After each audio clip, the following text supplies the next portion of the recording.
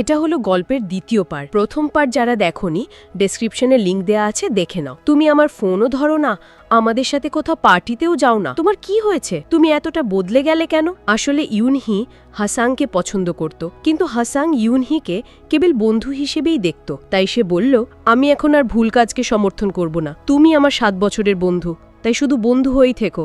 আমি আর তোমাদের দলের সদস্য নই। শুনে ইউনহি খুব কষ্ট পেল। এরপর দেখা গেল কাংশিক স্কুল থেকে টাকা তোলা শুরু করেছে এবং স্কুলে মাদকও পাঠাতে শুরু করেছে, যাতে সে আরও বেশি টাকা সংগ্রহ করতে পারে। জংয়ের সহপাঠীরা যখন বাথরুমে একটি ছাত্রকে মারছিল, তখন জং সাহসের সাথে তাকে বাঁচানোর চেষ্টা করল, কিন্তু সে ব্যর্থ হল। জং সব কথা চায়াংয়ের বাবাকে বলল, আমি এখনো সেটা হতে পারিনি যা আমি হতে চেয়েছিলাম। তখন চায়াংয়ের বাবা সিদ্ধান্ত নিলেন যে আজ থেকে তিনি উন্নত অনুশীলন শুরু করবেন, যাতে কেউ তার ছাত্রদেরকে জ্বালাতন করতে না পারে। এর সাথে তিনি জংকে বিভিন্ন ধরনের অনুশীলনও দিতে লাগলেন, যাতে সে আক্রমণ করা শিখতে পারে। দিনগুলো পার হয়ে গেল। এখন এই 3 জন অনেক কিছু শিখে গিয়েছিল। তাদের বাবা গ্রামে কিছু কাজের জন্য গেলে তিনি 3 জনকে বিদায় জানিয়ে চলে গেলেন। অন্যদিকে তাই এখনো ছাত্রদেরকে তাদের বাড়ি থেকে টাকা চুরি করতে ভয় দেখাচ্ছিল। হাসাং যখন পরিষ্কার করছিল, তখন সে প্রথমে জংকে একটি সিনেমা দেখতে বলল। এরপর সাহস করে চায়াংকেও একটি সিনেমা দেখার কথা বলল। চায়াং রাজি হয়ে গেল। সিনেমা দেখার পর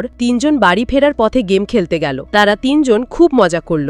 জং সব খেলায় জিতছিল, কারণ সে গেমে ভালো। এরপর সে প্রথমবার চায়াং এবং হাসাংকে তার মায়ের রেস্টুরেন্টে নিয়ে গেল এবং তাদের সাথে মায়ের পরিচয় করিয়ে দিল। জংয়ের মা খুব খুশি হলেন এবং বললেন যে এই প্রথম জং তার বন্ধুদেরকে বাড়িতে এনেছে। তিনি জংয়ের সাথে বন্ধুত্ব করার জন্য চায়াং এবং হাসাংকে ধন্যবাদ জানালেন। রাতে দেখা গেল হাসাং এবং চায়াং যখন একসাথে ছিল, তখন চায়াং সরাসরি হাসাংকে জিজ্ঞেস করল, তুমি হঠাৎ করে কেন আমার এবং জংয়ের বন্ধু হতে চাইছো? হাসাং বলল, হ্যাঁ, আগে আমি সম্পূর্ণ আলাদা ছিলাম। আমি আমার পুরনো বন্ধুদের সাথে থাকতাম। বন্ধু শব্দটি আমার জন্য খুব গুরুত্বপূর্ণ, কারণ এই পৃথিবীতে আমার আর কেউ নেই। তাই আমি আমার বন্ধুদেরকেই সবকিছু মনে করতাম। তারা যা করতো আমিও তাই করতাম। আমি ভেতর থেকে এসব কাজ পছন্দ করতাম না, কিন্তু যখন আমি তোমাকে এবং জংকে দেখলাম, তখন আমি বুঝলাম যে আমি খারাপ মানুষ নই। আমিও মানুষকে বাঁচাতে চাই। তাই আমি ভুল পথ ছেড়ে দিয়েছি এবং এখন আমি তোমার এবং জংয়ের মতো ভালো মানুষের বন্ধু হতে চাই। চায়াং তখন চুপ করে গেল। রাতে দেখা গেল চায়াং জংয়ের সাথে চ্যাট করছে এবং সারা দিনের সব কথা তাকে জানাচ্ছে। মনে হচ্ছিল চায়াং জংকে পছন্দ করে,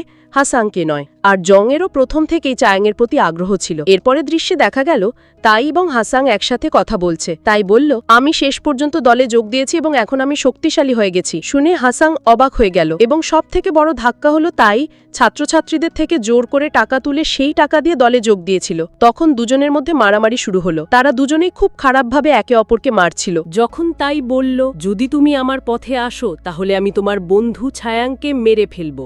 শুনে হাসাং আরো রেগে গেল।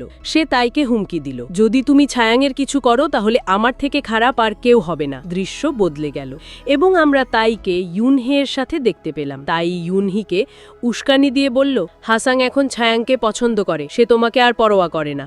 তাই তোমার ছায়াংয়ের উপর প্রতিশোধ নেওয়া উচিত। এরপর সেই ইউনহিকে কিছু ওষুধ দিল, যাতে সে সেটা চায়ে মিশিয়ে ছায়াংকে অজ্ঞান করে দিতে পারে। এরপর দেখা গেল ইউনহি কোনো একটা অজুহাতে ছায়াংকে দেখা করতে ডেকেছে এবং ভালো করে কথা বলছে। আমি আমার সব ভুলের জন্য ক্ষমা চাইছি।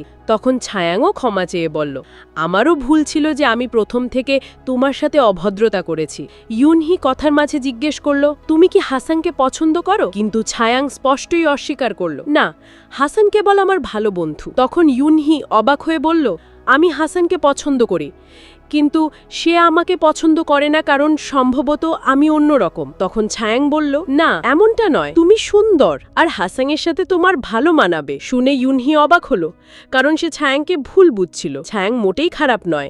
তাই ইউনহি চায়ের কাপ ফেলে দিল, যাতে ছায়াং সেটা পান করতে না পারে। ছায়াং অবাক হয়ে জিজ্ঞেস করল, তুমি এটা কেন করলে? তখন তাইও সেখানে এলো এবং এসে ইউনহিকে একটি জোর চড় মারল। তারপর সে ছায়াংকে ক্রমাগত ঘুষি মারতে শুরু করলো, কারণ কাংশিক পেছন থেকে ছায়াংকে ধরেছিল। তারা দুজনেই বলল, আজ আমরা এই মেয়ে এবং তার 2 বন্ধুকে উচিত শিক্ষা দেব। সব দেখে ইউনহি তাইকে খুব ভয় পেতে লাগলো। তাই ফোন করে হাসাংকে সবকিছু বলে সেখানে আসতে বলল। তখন হাসাং এবং জং দুজনেই চিন্তিত হয়ে গেল।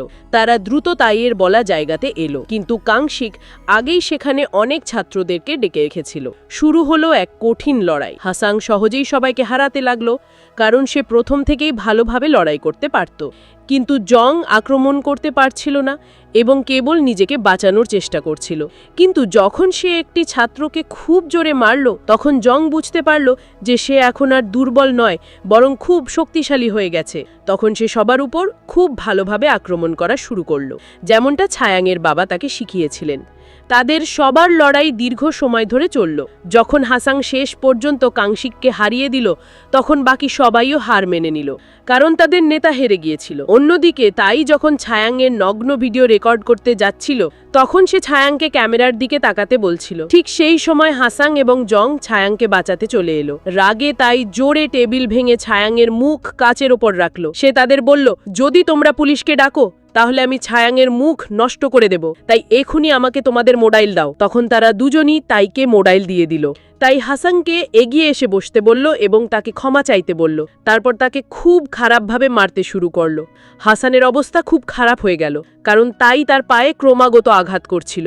সব দেখে ছায়াং কাঁদতে শুরু করল। জং তাইয়ের সাথে লড়াই করার সাহস দেখালো, কিন্তু তাই এত শক্তিশালী ছিল যে জং তার সামনে দাঁড়াতে পারল না। তাই জংকে ক্রমাগত মারতে লাগলো। জংও বারবার তাইকে রেগে বলছিল, তুমি একজন পরাজিত, তুমি খুব খারাপ, তোমার মরা উচিত। তখন তাই জংকে আরো খারাপভাবে মারল। সে বলল, আমি জানি না কেন আজকাল কেউ আমাকে সম্মান করছে না, সবাই কি ভুলে গেছে আমি কে? তারপর সে জংকে আহত করে পেছনে ঘুরতেই অবাক হয়ে গেল, কারণ ছায়াং মুক্ত হয়ে গেছে। কারণ জং ইচ্ছে করেই তাইকে ব্যস্ত রেখেছিল যাতে ছায়াং মুক্ত হতে পারে। এরপর যা হওয়ার ছিল তাই হলো। ছায়াং তাইকে খুব খারাপভাবে মারল, কারণ এই পুরো স্কুলের কোনো ছেলে এখন পর্যন্ত ছায়াংয়ের সাথে লড়াই করতে পারেনি। তাই ছায়াং তাইকে মারার পর তাকে সতর্ক করে বলল, তুমি আর কখনো আমার বন্ধুদেরকে স্পর্শ করবে না, আর তুমি স্কুলে কাউকে জ্বালাতনও করবে না। এবং যখন সে শেষ পর্যন্ত তাইকে জোরে লাথি মারল, তখন সে নিচে পড়ে অজ্ঞান হয়ে গেল। জং দ্রুত ছায়াংয়ের কাছে এসে জিজ্ঞেস করলো, তুমি ঠিক আছো তো? তোমার আঘাত লাগেনি তো? তখন সে বলল, সম্ভবত এই প্রশ্ন আমার তোমাকে করা উচিত। জং হাসাংকে উঠতে সাহায্য করলো। তখন হাসাংও ছায়াংকে একই প্রশ্ন জিজ্ঞেস করলো, তুমি ঠিক আছো তো? তখন সে বলল, তোমাদের দুজনেরই একে অপরের যত্ন নেওয়া উচিত, কারণ এই মুহূর্তে তোমাদের দুজনেরই খারাপ অবস্থা। তখন হাসান এবং জং একে অপরকে সাহায্য করে সেখান থেকে চলে গেল। চলচ্চিত্রের শেষে আমরা দেখতে পেলাম এখন ইউনহি এবং তার সেই দুই বন্ধুও কারাতে ক্লাসে যোগ দিয়েছে, কারণ এখন তারা তিনজনই ভালো হয়ে গেছে। ছায়াংয়ের বাবাই তিনজনকে অনুশীলন করাচ্ছিলেন, কিন্তু তারপর তিনি তাদের নাচাতেও শুরু করলেন। তারা তিনজনই এসব করে খুব মজা করছিল। আমরা ছায়াংকে জংয়ের সাথে দেখলাম, কারণ ছায়াং শেষে জংকে তার সঙ্গী হিসেবে বেছে নিয়েছিল এবং তারা দুজনই খুব খুশি ছিল। অন্যদিকে হাসাং নতুন ছাত্রকে ভর্তি করাচ্ছিল এবং কারাতে সম্পর্কে অনেক কিছু বলছিল, কারণ শেষ পর্যন্ত সেও একটি পরিবার পেয়েছিল, মানে সে তার নতুন বন্ধুদের সাথে খুব খুশি। এবং এই সুখের দৃশ্যের সাথে এই চলচ্চিত্রটি এখানে শেষ হয়। আজকের মতো এখানেই বিদায় নিচ্ছি। পরবর্তী ভিডিওর জন্য চ্যানেলটি সাবস্ক্রাইব করুন।